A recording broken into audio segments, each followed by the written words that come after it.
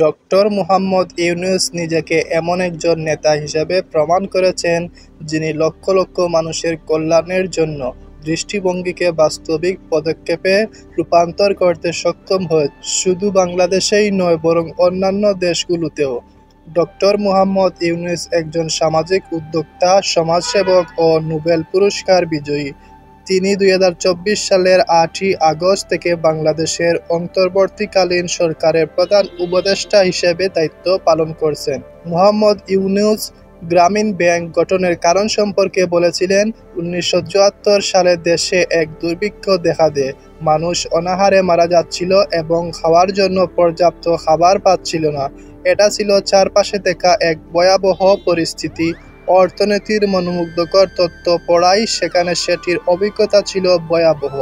সেই তথ্যগুলো সেই মুহূর্তে ক্ষুধার্ত মানুষের কোনো কাজে আসে না। তাই আমি দেখতে চেয়েছিলাম যে একজন ব্যক্তি, একজন মানব হিসেবে আমি কিছু মানুষের জন্য কিছু কাজে আসতে পারি কিনা।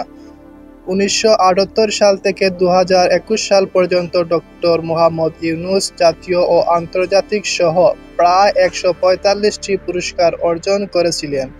তার মধ্যে তিনি ২০০৬ সালে গ্রামীণ ব্যাংক প্রতিষ্ঠা এবং ক্ষুদ্র ঋণ ও ক্ষুদ্র বিত্ত ধারণের জন্য নোবেল শান্তি বিজয়ী পুরস্কার লাভ করেছিলেন। ২০০৯ সালে যুক্তরাষ্ট্রের প্রেসিডেন্সিয়াল মেডেল অফ ফ্রিডম এবং ২০১০ সালে কংগ্রেশনাল গোল্ড মেডেল সহ বিভিন্ন জাতীয় ও আন্তর্জাতিক সম্মাননায় ভূষিত হয়েছেন।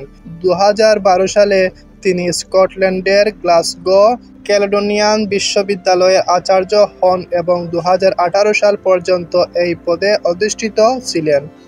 এর আগে তিনি চট্টগ্রাম বিশ্ববিদ্যালয়ের অর্থনীতি বিভাগের অধ্যাপক ছিলেন। তিনি তার অর্থকর্ম সম্পর্কিত বেশ কয়েকটি বই প্রকাশ করেছিলেন।